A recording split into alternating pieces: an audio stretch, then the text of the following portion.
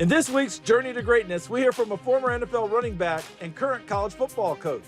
Though he's now leading the Tennessee State football program, Eddie George will always be a popular figure in the state of Ohio.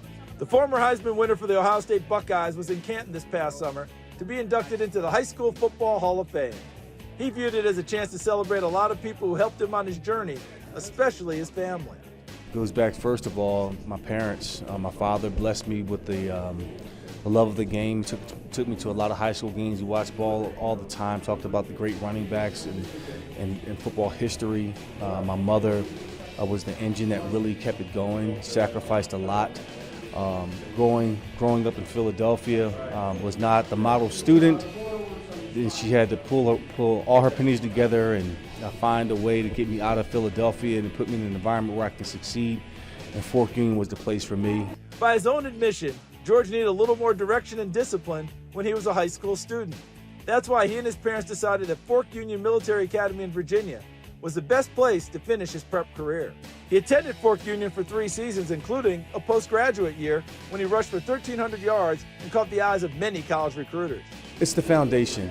Fork Union really held you accountable to your daily habits every moment, the time that you woke up to the time that you went to sleep. It was a high standard of excellence.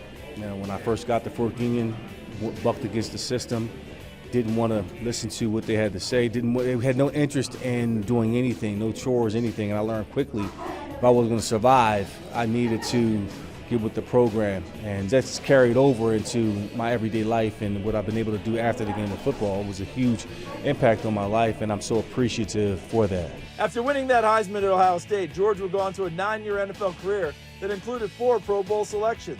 Now, as the leader of Tennessee State football, he remembers how a strong mentor can provide direction and purpose for young people.